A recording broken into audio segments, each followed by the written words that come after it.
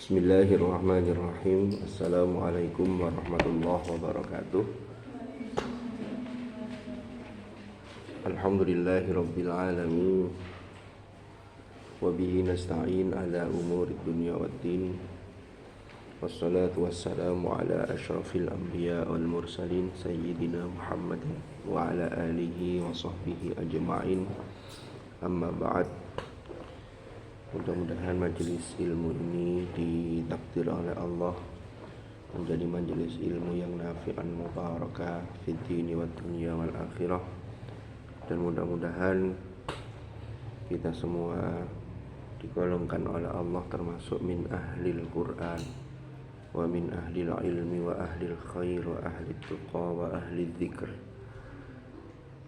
على هذه النية وعلى كل نية صالحة وعلى ما نويناه وعلى ما نواه السلف الصالح ثم إلى حضرة النبي المصطفى رسول الله سيدنا محمد صلى الله عليه وسلم وإلى حضرة إخوانه من الأنبياء والمرسلين والصحابة والتابعين والعلماء العاملين والمصنفين وأئمة المجتهدين والقراء والمفسرين وجميع الملائكة المقربين ونخص خصوصا إلى رؤساء أهلنا من مشايخنا في هذا المعهد وفي هذه المؤسسة حضرة الشيخ يحيى هاشم الأشعري وزوجته وإلى روحي الحاج محمد معصوم بن علي وبنياء خير هاشم وبنياء جميل معصوم وكيم العزيز الطالب ونحكيم بسد مرسعات الله وجميع مشايخهم ومشايخنا في هذا المعهد وإلى سلسلة مشايخنا في تعليمنا وتعلمنا ونخص خصوصا إلى مؤلف هذا الكتاب التبيان في آداب حملة القرآن الإمام يحيى بن شرف النووي الشافعي وإلى والدينا وجميع أصولهم وفروعهم ونفعنا بهم وبعلومهم في الدارين آمين. الفاتحة.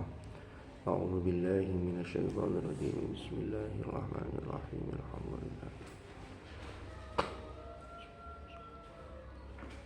ولا الضالين آمين. بسم الله الرحمن الرحيم. قال المؤلف رحمه الله تعالى ونفعنا به وبعلومه في الدارين آمين.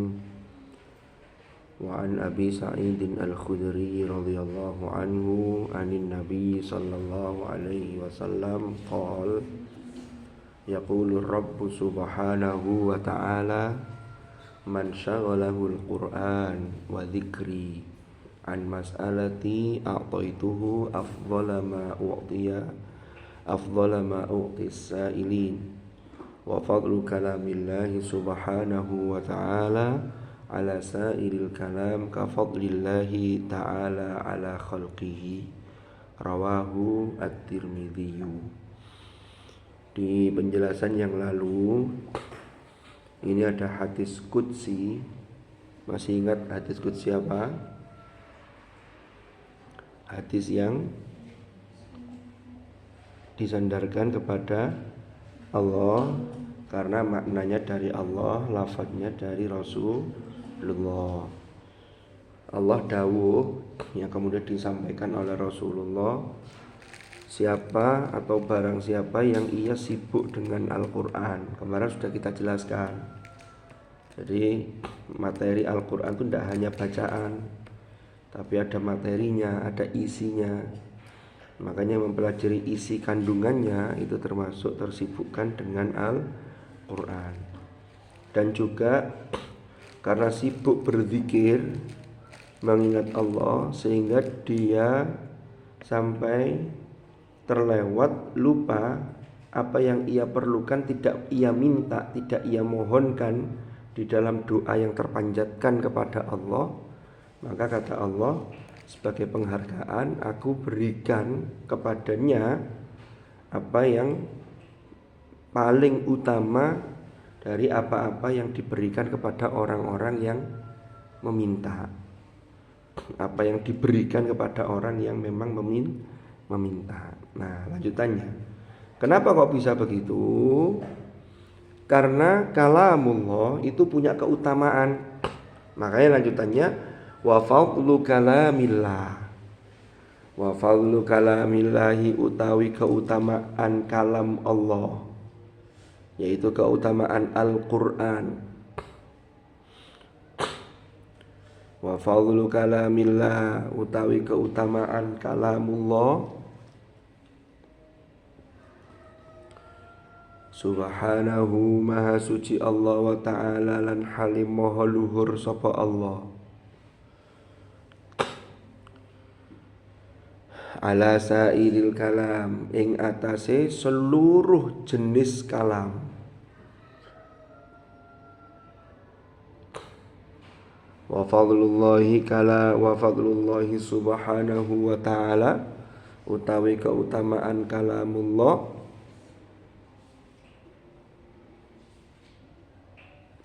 ala sairil kalam ing atase seluruh jenis kalam iku kafadlillahi seperti keutamaannya Allah. Jadi kalamnya itu ya seperti keutamaannya Allah, karena ini kalamullah. Ala khalqihi terhadap makhluknya.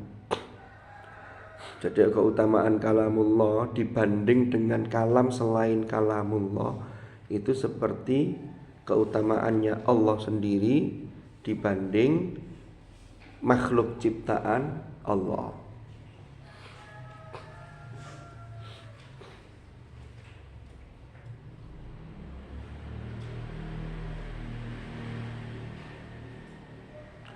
Sesuatu itu kalau disandarkan pada sesuatu yang luar biasa, itu menjadi terangkat derajatnya.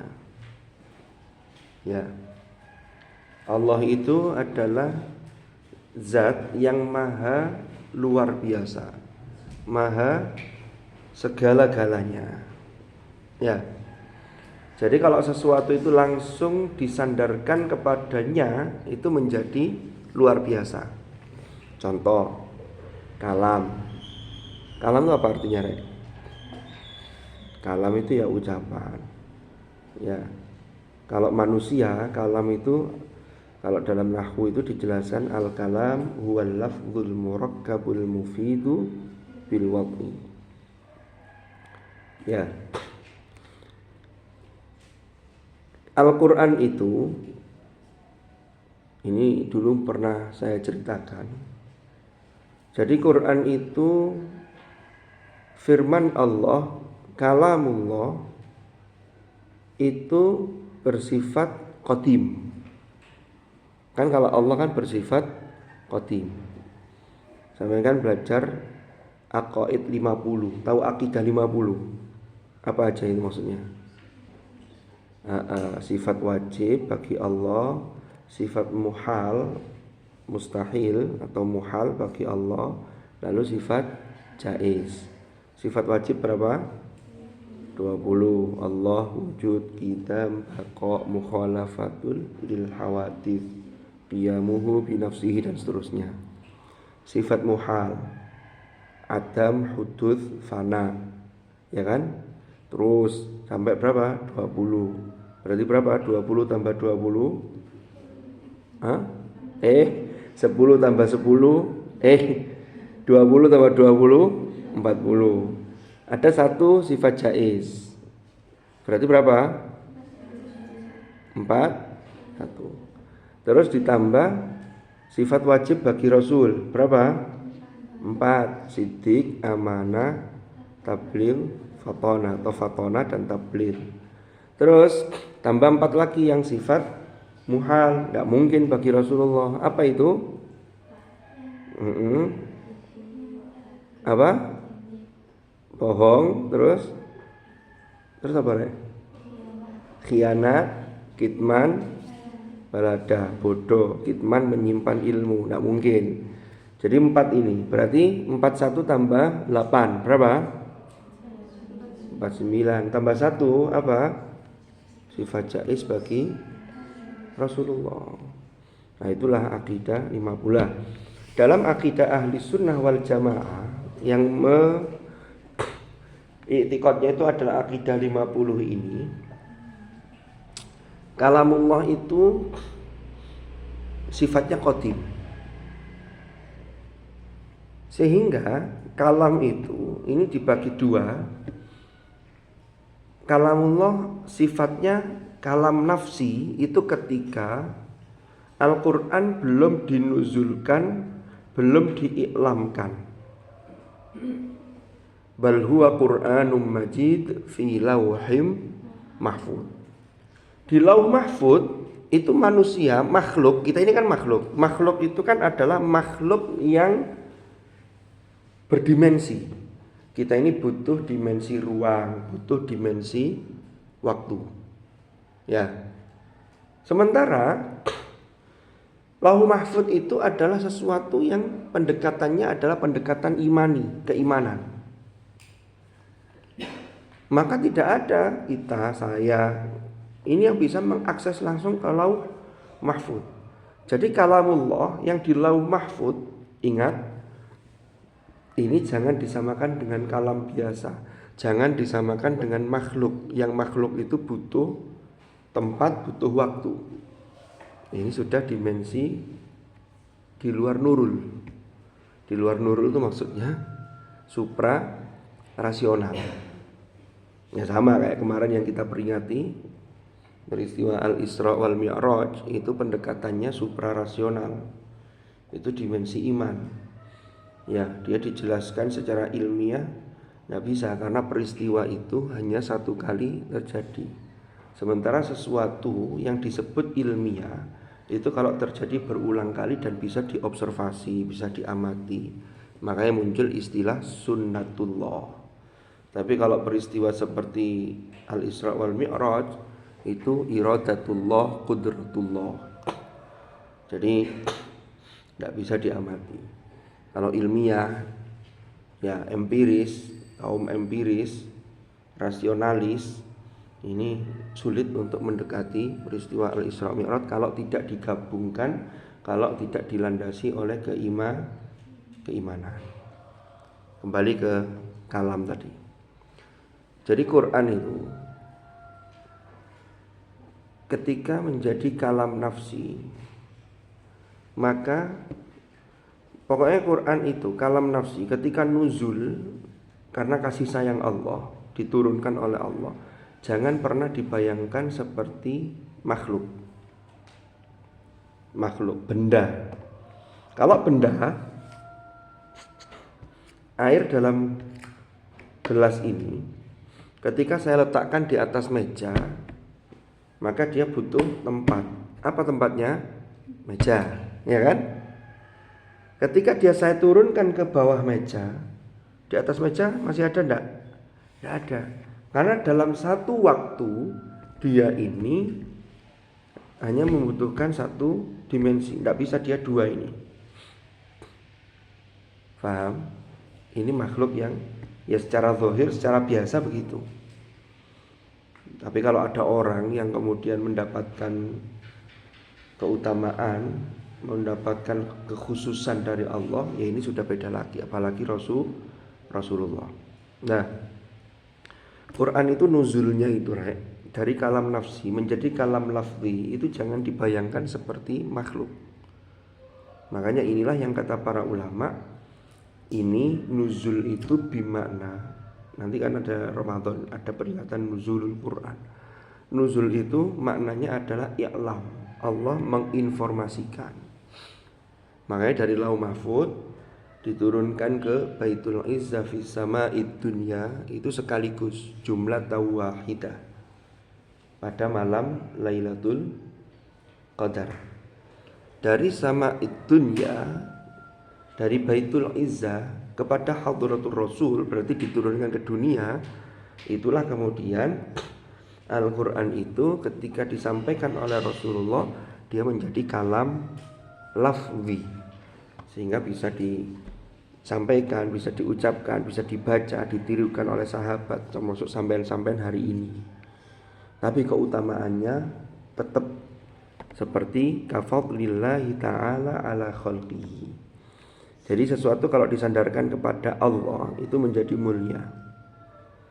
Ya, kitab, kalau kitabullah mulia. Kalam, delok kalam ini siapa yang ngomong? Kalau yang ngomong orang yang baik, maka kalamnya ini juga baik. Tapi kalau yang ngomong orang yang tidak baik, biasanya kalamnya tidak baik. Allah itu maha segala-galanya, maha baik, maka kalamnya ini luar biasa baik. Allah maha mulia, maka kalamnya mulia. Lalu sampean pengen mulia, maka sandarkanlah diri sampean kepada kalam yang maha mulia. Sampean sering ngaji, paham? Itu untuk biar kita juga katut mulia. Saya ambil contoh. Kertas yang dicetak mushaf. Ini adalah mushaf itu. Isinya kan adalah tulisan huruf-huruf yang kalau dibunyikan itu adalah bunyi Al-Quran. Apakah mushaf Al-Quran itu hurufnya mesti begitu? Tidak mesti. Lo kok tahu tidak mesti? Wong di Indonesia itu ada 4 standar mushaf di Indonesia. Saya pernah tahu mushaf huruf Braille untuk orang tunanetra itu. Itu hurufnya tidak kayak gitu. Itu hanya kode. Jadi kalau ba kodenya apa, nanti kalau fathah kodenya apa. Ya, sama wocong ini dohir tulisan Arab ini tidak ketemu. Tapi itu juga dihukumi mushaf. Termasuk menyentuhnya dalam mazhab Syafi'i harus dalam kondisi suci dari hadas kecil. Apalagi besar, kecil aja harus suci. Ya. Ya kalau kita orang normal bacanya begini. Terus ada lagi Quran yang lain, apa itu? Mushaf. Ada Quran isyarat. Pernah tahu? Mbak Umi tahu? Kalau nanti sampean pulang di Quran di HP sampean, download Quran Kemenak. Di Quran Kemenak itu sudah ada di situ Quran isyarat. Jadi sudah ada simbol-simbolnya. Jadi kalau ba itu apa, fathah itu seperti apa, saya tidak hafal, ada simbolnya. Itu Quran isyarat itu, walaupun gambarnya tangan ini, isyarat itu kalau disentuh, hukumnya sama dengan menyentuh mushaf. Tapi bukan tulisannya kayak begini, enggak. Tapi kan kalau dibunyikan kan sama bunyinya. Saya dulu pernah tahun 2000 sekian, udah lama ya, pembinaan MTQ, mau kafilah ke Jawa Timur. Kan di karantina 3 hari 3 malam, tidak boleh pulang di satu tempat. Setiap hari itu kegiatannya ya pembinaan. Kalau MHQ ya dites, pagi dites, nanti istirahat sebentar, siang tes lagi. Sehingga kita kegiatannya cuma itu, karena memang untuk didrill untuk persiapan musabaqah. Ada salah satu peserta itu tilawah cabang tunanetra. Itu saya tahu betul ketika beliau membaca itu. Qurannya kan berupa lembaran-lembaran begitu, satu lembar. Itu hanya nggak sampai 1 halaman seperti Quran yang kita pakai ini. Itu titik-titik itu ya. Itu beliau ngaji tilawah, tangannya begini. Karena ini buta, nggak bisa melihat matanya, tapi mata hatinya nggak buta. Bunyinya ya sama. Gerayai ini ya Allah. Itu kalau melihat begitu itu langsung tunanetra lo kepengin ngaji. Kok kita ini yang normal itu sudah dianugerahi bisa melihat, bisa ngaji, tapi kadang-kadang males ngaji. Terus biar enggak loncat-loncat untuk ngecek kodenya itu kasih bedak.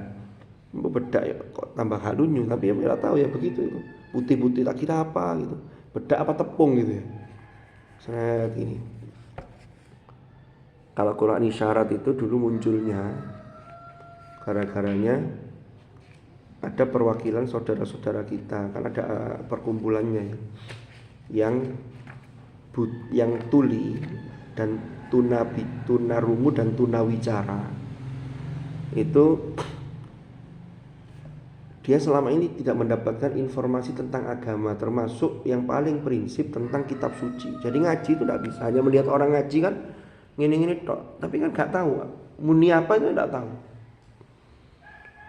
Bahkan saya dapat cerita dari teman saya yang di Lajnah itu, Ketika datang pertama di sana itu, mereka itu melihat tulisan itu Allah terus gandengan dengan Muhammad, dikira Allah Muhammad itu suami istri.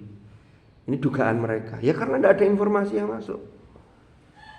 Kan orang itu kalau tidak menyerap sesuatu yang ia dengar, maka untuk memproses, memproduksi, mengartikulasikan sesuatu itu juga kesulitan.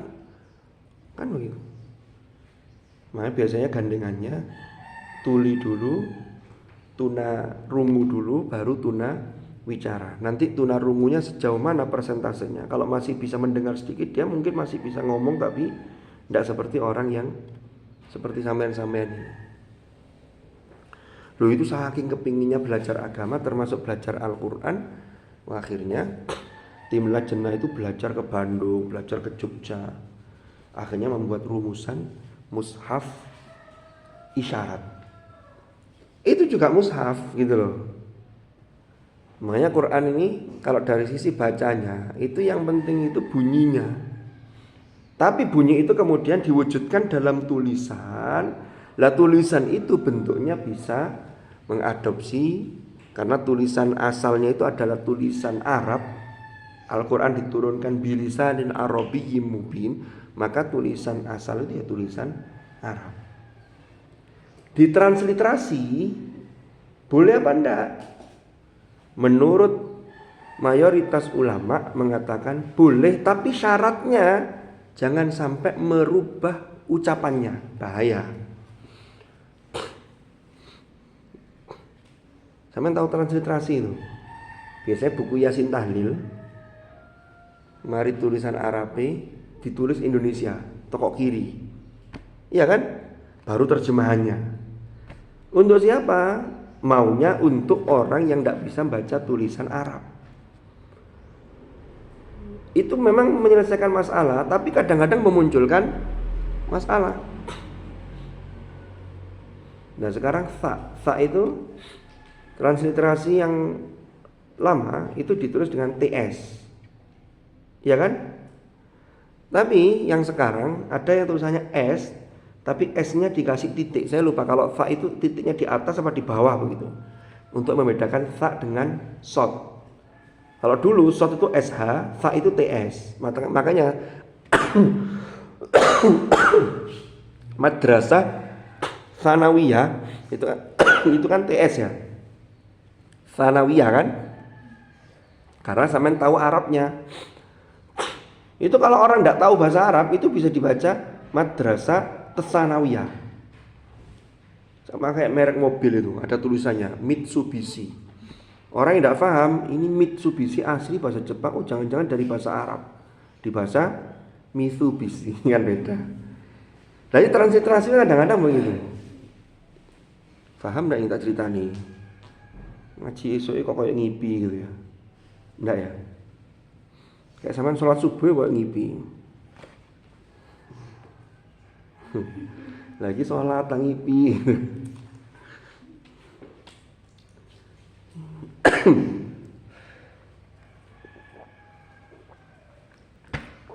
Saya lanjutkan. Api itu kalau disandarkan kepada Allah itu menjadi dahsyat. Contoh, narullahil muqadah. Ini api Allah. Di mana? Di neraka. Berarti apinya itu bukannya apinya manusia. Nek api ini menungso biasa.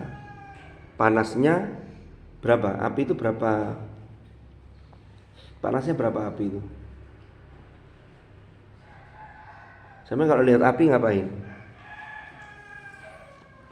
Ya beda-beda ya. Kalau kebakaran lihat api ya segera lari lalu cari pemadam, mungkin APK, sederhana. Tapi kalau kata orang yang ahli hipnosis, ya itu kan biasanya pakai api, bus itu kan. Kalau lihat api, silakan pejamkan mata atau tidur. Tapi jangan diterapkan di semua hal. Nanti sampai lihat api kebakaran sampai tidur. Katanya apa yang menghipnotis suruh tidur, ya bahaya kebakaran. Itu artinya menunjukkan sesuatu itu harus ada konteksnya. Saya tahu slogan maju terus pantang mundur, bagus itu kan. Tapi kalau diterapkan lomba Agustus, lombanya tarik tambang, bagus enggak? Enggak pas.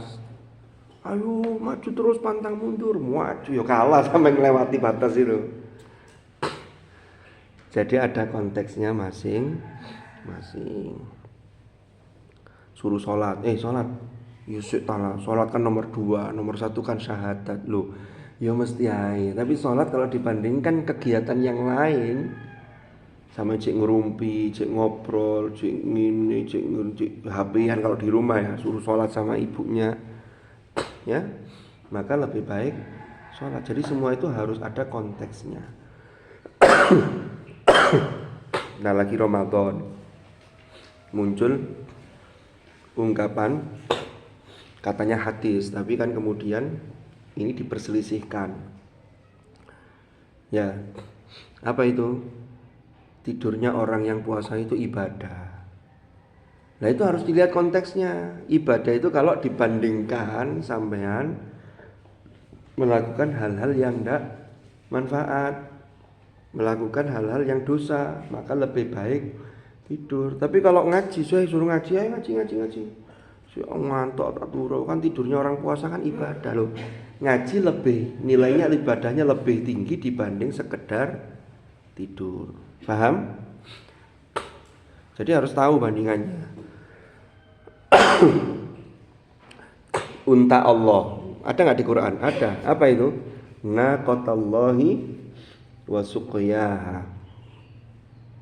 Apa ayatnya depannya? Apa ngarepnya ayat itu?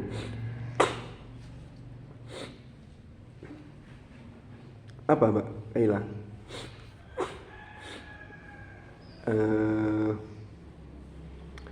Fakadzabuhu fa'aqaruha. Oh belum, sebelumnya itu ya. Apa? Faqala lahum Rasulullah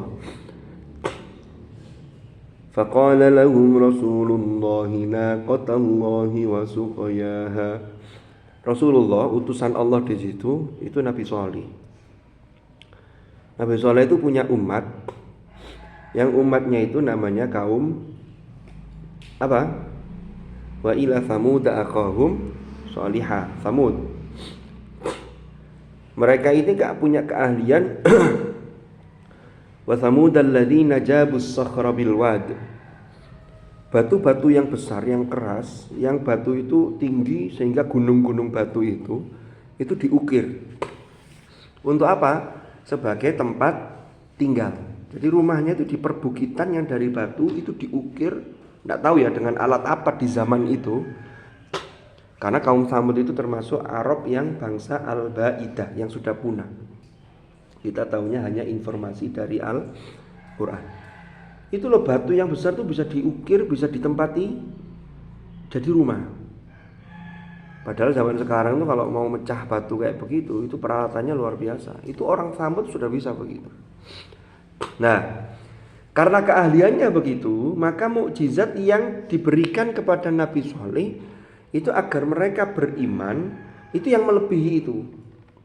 Jadi Nabi Shalih itu tidak hanya mengukir batu, tapi batu yang sudah diukir itu bisa hidup karena dia berubah jadi unta.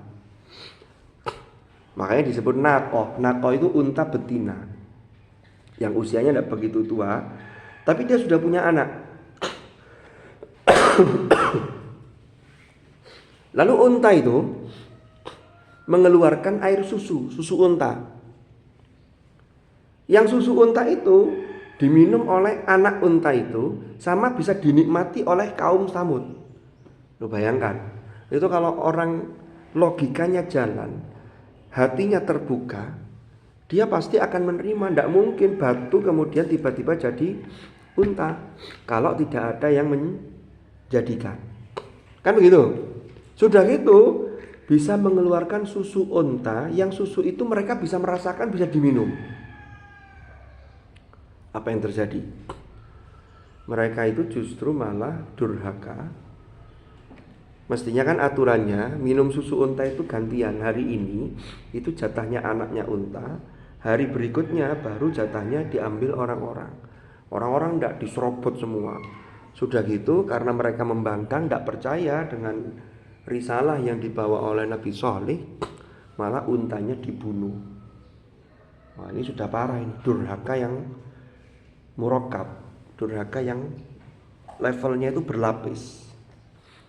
Maka Nabi Shalih mengatakan, naqatallah wa suqyah. Sudah, jangan ganggu unta Allah, biarkan dia. Wa suqyah, termasuk susuannya. Karena mereka terus cuma fakadzaba, apa lanjutnya? Terusannya apa?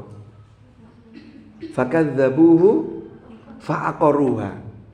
Lu mereka itu tambah mendustakan, malah unta itu dibunuh. Apa yang terjadi? Fadamdama alaihim rabbuhum bidzambihim fasawwaha wala yakhafu. Karena ini unta Allah. Baitun, rumah. Baitullah, rumah Allah. Sama jangan bayangkan rumah Allah itu berarti Allah butuh rumah. Enggak. Pokoknya Allah itu mukhalafah lil hawadith. Sehingga ada yang mentakwil Baitullah itu adalah rumah atau bangunan yang di dalamnya banyak disebut nama Allah. Makanya di dalam surah Al-Hajj itu ada ayat Udzina lil ladzina yuqataluna bi annahum zulimu wa innallaha ala nasrihim laqadir. Alladzina ukhriju min diyarihim bighairi haqqin illa ay yaqulu rabbunallah walaula daf'ullahi an-nasa ba'dahum bi ba'd lahuddimat sawami'u wa biya'u wa salawatu wa masajid yuzkaru fiha ismullahi katsira. Al-ayat. Makanya Baitullah, baitun min buyutillah, satu rumah di antara rumah-rumah yang banyak disebut nama Allah. Maka masjid itu juga baitun min buyutillah. Pusatnya ada di mana? Ada di Al-Masjidil Haram, Ka'bah. Namanya Ka'bah itu Baitullah. Kenapa? Karena pusatnya ke sana. Pertama, semua orang yang sholat diwajibkan, diharuskan menghadap sana. Fawalli wajhaka syatral Masjidil Haram. Kan begitu. Lalu orang setiap saat Ka'bah itu menjadi poros. Orang datang ke sana, tawaf. Toh apa yang dibunyikan? Pertama, talbiyah, labbaik Allahumma labbaik. Itu mengingat Allah enggak? Mengingat Allah, menyebut Allah. Innal hamda wan ni'mata laka wal mulk la syarika lak, dan seterusnya. Terus doa, zikir, itu semua mengingat Allah, dan yang paling banyak di sana. Karena orang dari segala penjuru dunia, orang beriman, gitu loh.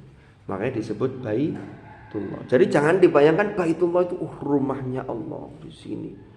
Jadi itu adalah tempat, Ka'bah itu disebut dengan Al-Baitil Atiq. Dikurangkan begitu, wal yatawafu bil Baitil Atiq. Hendaklah mereka tawaf bil Baitil Atiq, mengitari Al-Bait Al-Atiq. Apa Al-Bait Al-Atiq? Rumah yang sangat tua, karena bangunan tertua di muka bumi ini adalah Ka'bah. Sebelum ada yang lain-lain, Allah dalam riwayat ada mengatakan begini, Allah sudah memerintahkan kepada malaikat untuk membangun Ka'bah. Tapi ada yang lain yang mengatakan ini dibangun di masa Nabi Adam. Ya. Kemudian pada masa Nabi Nuh terjadi banjir besar, sehingga ini tenggelam, tertimbun. Baru kemudian Nabi Ibrahim diperintah oleh Allah kembali untuk meninggikan bangunan Ka'bah. Pondasinya sudah ada. Makanya sering saya sampaikan ayatnya itu dalam juz 1 yang sama sudah lancar semuanya itu, wa idh yarfa'u Ibrahimul qawa'ida minal bait wa Ismail. Qawa'id itu pondasi, minal bait itu pondasi-pondasi Ka'bah itu. Yarfa' meninggikan, berarti Ibrahim dan Ismail itu hanya meninggikan, bukan membangun dari awal. Makanya ayatnya bukan menggunakan wa idh yabna, karena bana yabna itu membangun, ini yarfa'. Maka bangunan yang paling tua itu Ka'bah, yang di situ banyak disebut nama Allah. Karena dia paling tua, maka sejak dulu ya di situ disebut nama Allah. Maka disebut Baitullah. Faham? Ada pertanyaan? Ada pertanyaan? Tidak ada ya? Sudah paham ya? Masya Allah. Ini ngaji kayak ngipi. Sama kok pakai hiena ini? Apa namanya? Hiena ya? Apa ini? Bukan? Maksud itu yang garing ngantuk? Enggak ya? Bukan ya? Ada pertanyaan? Mbak-mbak? Mas-mas?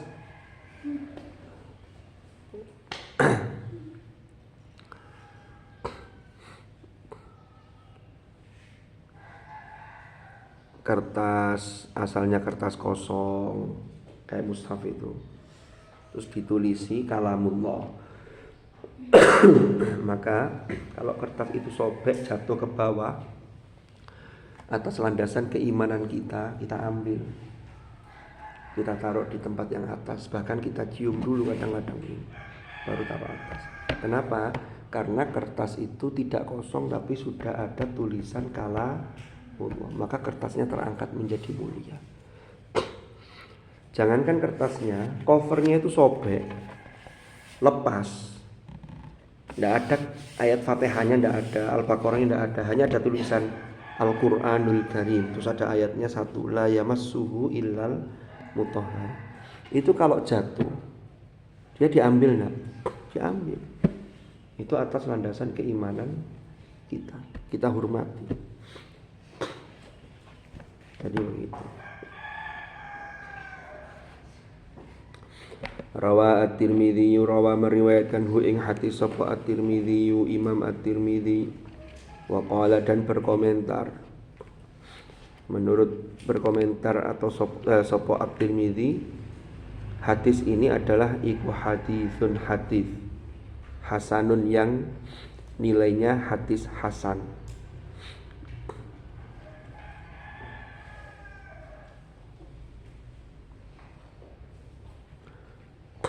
Sampai sini ada pertanyaan?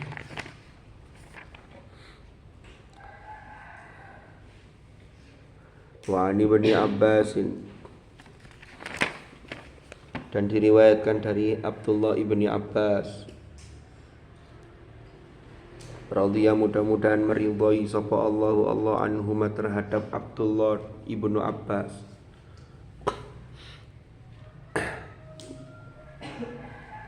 Qala, berkata sapa Ibnu Abbas, qala, bersabda atau dawuh sapa Rasulullah sallallahu alaihi wasallam, innalladzi, sesungguhnya seseorang, sama itu kalau mondok, kalau pas ngaji kitab, usahakan maknanya itu lengkap.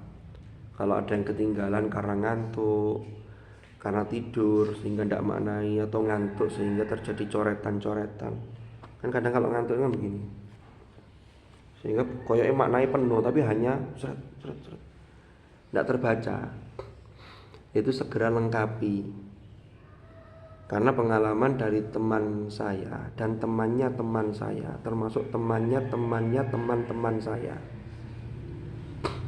itu yang dulu di pondok pinter itu sampai kalau ustadz itu sedang memaknai, guru itu sedang membaca makna, itu dia hanya lihat begini, dia nggak perlu mengharokati karena nahwu sorofnya sudah matang. Dia tidak perlu menulis makna karena maknanya sudah paham, kosakata mufradatnya sudah banyak di dalam dirinya. Kata dia, saya itu nyesel ya, kenapa dulu tidak saya maknani. Kenapa? Begitu dia pulang 20 tahun kemudian, ya, saya ini kan mondok sudah 20 tahunan yang lalu ya, 20 tahun kemudian, 20 tahun lebih lah, itu ternyata ketika saya buka kembali kitab saya dan saya tidak ngajar tentang itu, maka ternyata manusia itu punya sifat yang kita tidak bisa mengelak, yaitu sifat lupa. Itu banyak yang lali loh. Ya opo. Ya karena tidak dimutola'ah emang. Tapi kan untuk memutola'ah itu biasanya yang terkait dengan apa yang menjadi kewajiban kita. Yang dipelajari di pondok kan banyak, tapi nanti kan sampai umpama jadi guru kan tidak mesti. Kadang guru tafsir, kadang guru nahwu, kadang guru balaghah, mungkin guru hadis, ilmu hadis. Kan yang dipelajari yang itu yang banyak di mutolaah. Walaupun yang lain juga di mutolaah, tapi kan tidak seperti yang akan kita pakai untuk ngajar dan lain sebagainya. Jadi makanya yang baik itu dimaknani. Kalau ada penjelasan-penjelasan, sampean tulis. Kitab saya yang saya ngaji di seperti ngaji seperti Adabul Alim wal Muta'alim, lalu Risalah Ahli Sunnah wal Jamaah, dulu ngaji ke almarhum al-maghfurlah Gus Isom. Itu rinci saya tulis, bahkan sampai ngaji itu tanggal berapa, hari apa, jam berapa itu ada. Terus ada penjelasan itu di bawahnya ini.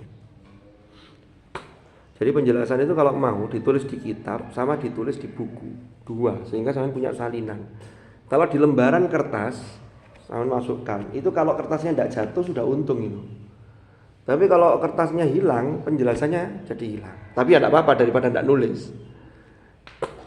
Tapi sejenis yang enak itu ada buku sendiri. Jadi ada penjelasan. Mungkin kalau mau di kitab dulu ditulis, nggak apa-apa, kita banyak orang-orang ini tidak apa-apa, wong kita ini memang belajar. Nanti baru disalin di buku, sehingga saya punya catatan double. Itu nanti 20 tahun yang akan datang sampean baca catatan itu kadang-kadang ketawa kita. Saya dulu nyatet ini keliru ternyata. Itu sampean bisa mengoreksi diri kita sendiri. Karena 20 tahun yang akan datang kalau sampean mau mengupgrade keilmuan, itu sampean sudah banyak perkembangannya. Kecuali kalau dari pondok lulus tidak mau mengupgrade keilmuan, sengunang-ngunang ya sudah selesai. Ini contoh. Dan nanti tinggal pengembangan. Ya. Qala Rasulullah sallallahu alaihi wasallam.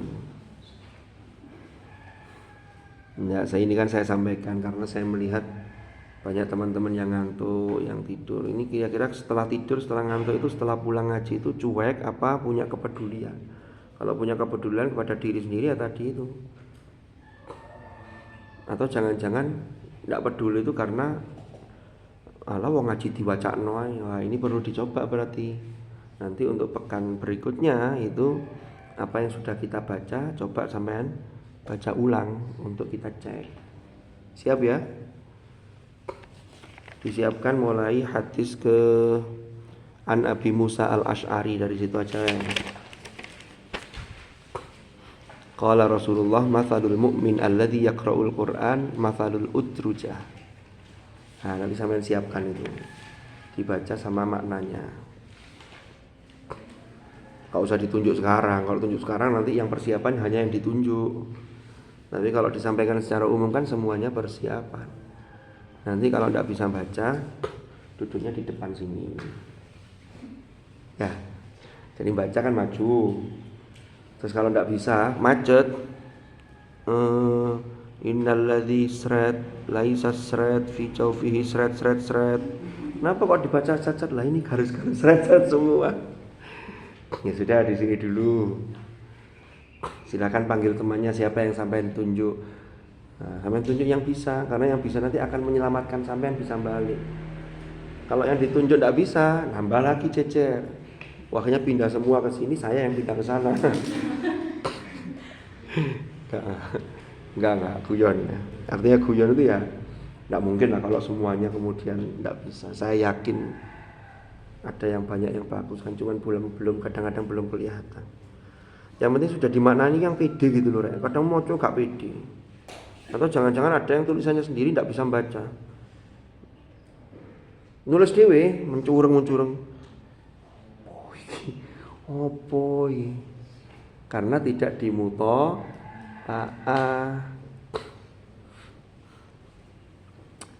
Sedikit lagi. Innalladzi, sesungguhnya seseorang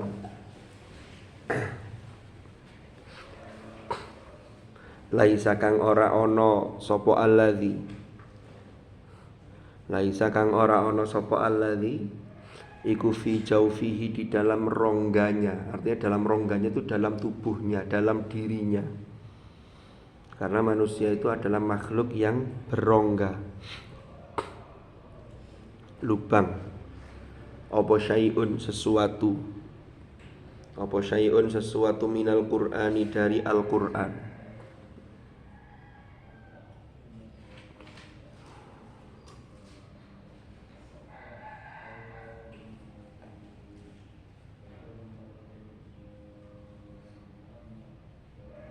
Fi jawfihi iku kal baitil khorbi, seperti rumah al khorbi yang kosong, tidak terawat.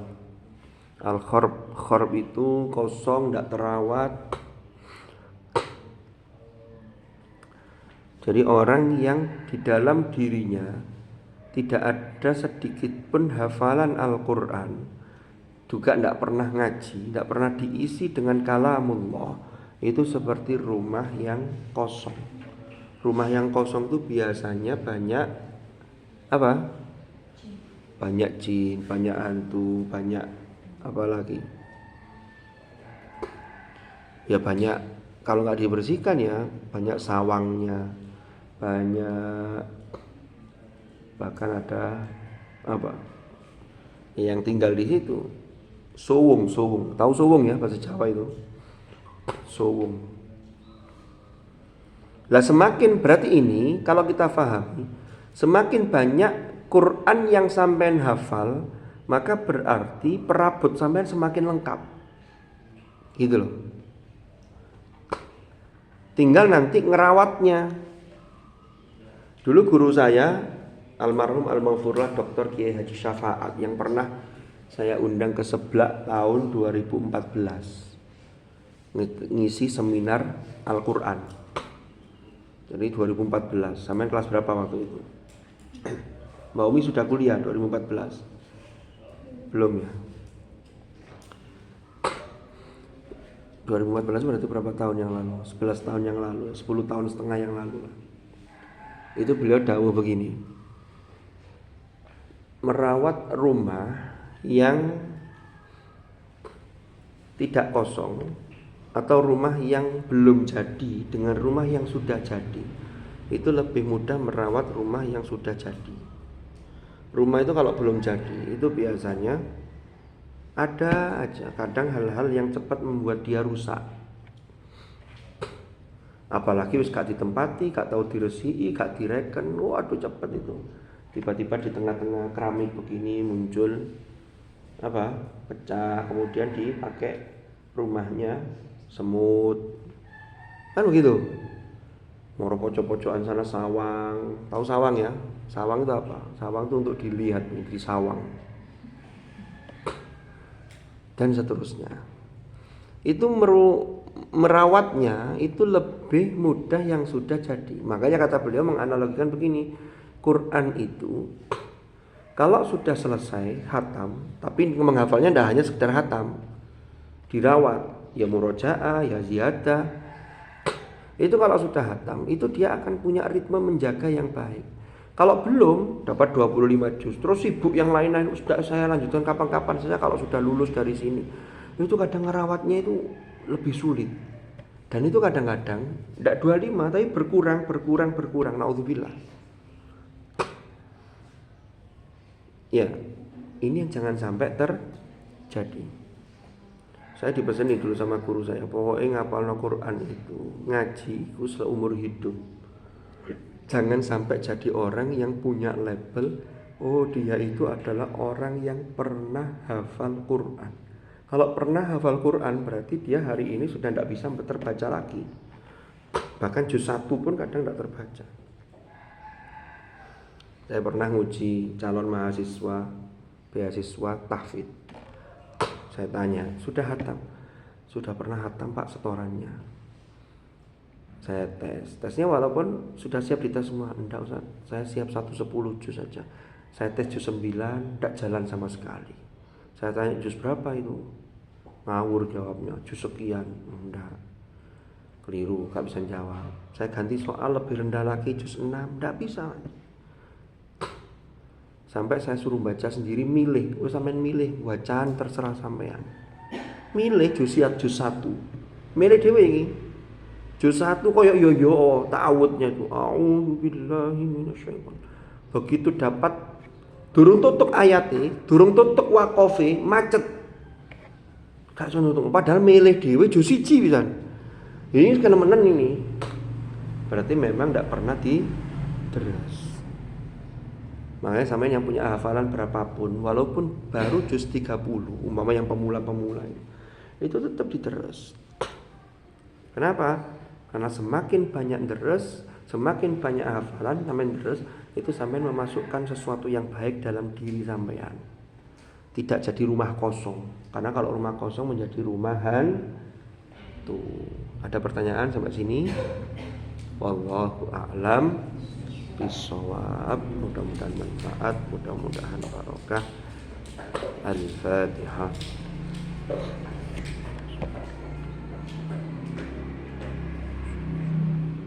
Bismillahirrahmanirrahim. Alhamdulillahi rabbil alamin.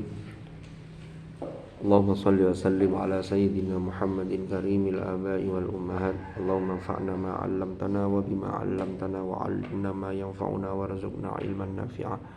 Allahumma ma'al Qur'an ij'alna wa auladana wa dhurriyyatina wa ahlana wa ashabana wa tilmizatina khasatan tilmizat hadzal ma'had min ahlil Qur'an wa min ahlil ilmi wa ahlil khair wa ahlil tuqa wa minal ladzina istafaita min ibadika alladzina warithu kitabaka wa sabaqu bil khairati bi idnika bi rahmatika ya arhamar rahimin.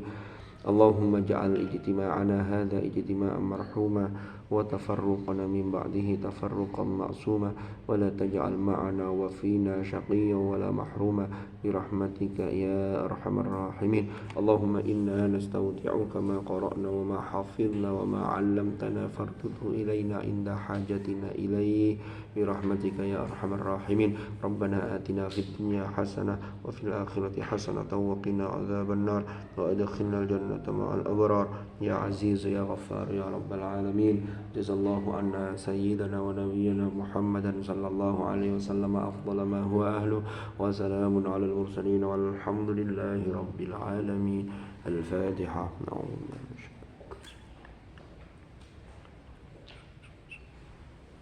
Allahumma arhamna bil Qur'an waj'alhu lana imaman wa nuran wa hudan wa rahmah. Allahumma dhakkirna minhu ma nasina wa 'allimna minhu ma jahilna warzuqna tilawatahu ana al-layli wa atrafa an-nahar waj'alhu lana hujjatan ya rabbal alamin. Bismillahirrahmanirrahim. Wal 'asri innal insana lafi khusr illa alladhina amanu wa 'amilus shalihat wa tawassaw bil haqqi wa tawassaw bis sabr. Shadaqallahul azim. Subhanakallahumma wa bihamdika asyhadu an la ilaha illa anta astaghfiruka wa atubu ilaik. Sallallahu ala sayyidina Muhammad walhamdulillahi rabbil alamin. Kurang lebih mohon maaf, mudah-mudahan manfaat, mudah-mudahan barokah. Terima kasih. Hadanallahu wa iyyakum ajmain. Al-'afwa minkum. Assalamualaikum warahmatullahi wabarakatuh.